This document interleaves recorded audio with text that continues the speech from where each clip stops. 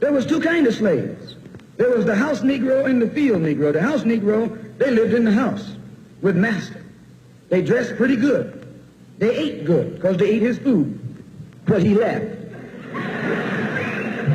They lived in the attic or the basement, but still they lived near their master. And they loved their master more than the master loved himself. They would give their life to save their master's house quicker than the master would. The house Negro, if the master said, we got a good house here, the house Negro said, yeah, we got a good house here. Whenever the master said we, he said we. That's how you can tell a house Negro. If the master's house caught on fire, the house Negro would fight harder to put the blaze out than the master would. If the master got sick, the house Negro would say, what's the matter, boss? We sick. We sick.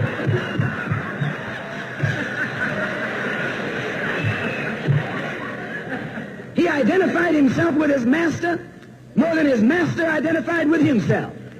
And if you came to the house Negro and said, let's run away, let's escape, let's separate, that house Negro would look at you and say, man, you crazy. What you mean separate?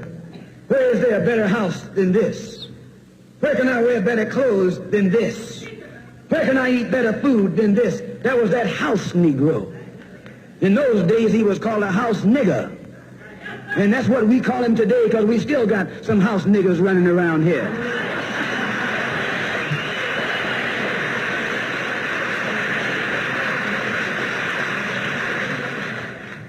This modern house Negro loves his master. He wants to live near him. He'll pay 3 times as much as the house is worth just to live near his master. And then brag about, I'm the only Negro out here.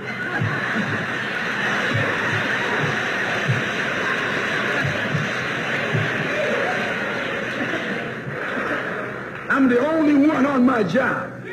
I'm the only one in this school. You're nothing but a house Negro. And if someone come to you right now and say, let's separate, you say the same thing that the house Negro said on the plantation. What you mean separate? From America? This good white man? Where you going to get a better job than you get here? I mean, this is what you say. I ain't left nothing in Africa. That's what you say. Why, you left your mind in Africa.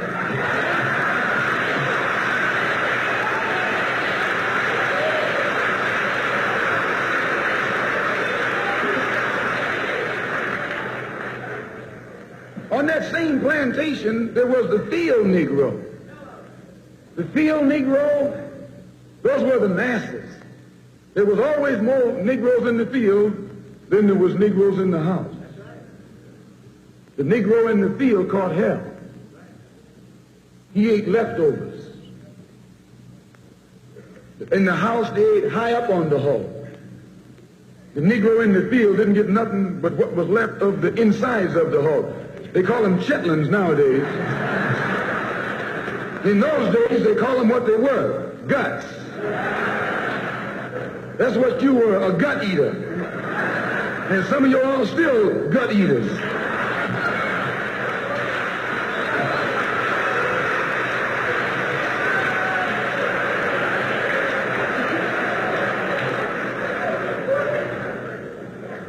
The field Negro was beaten from morning till night.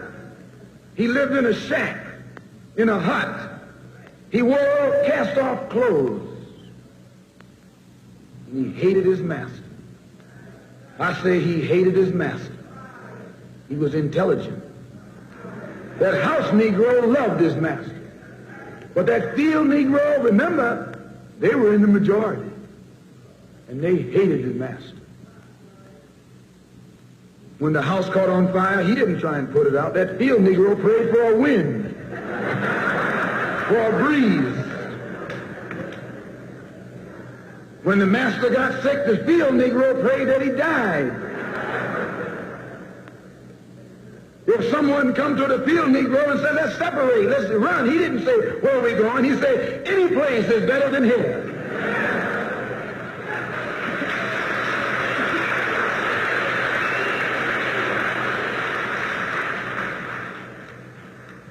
You got field Negroes in America today.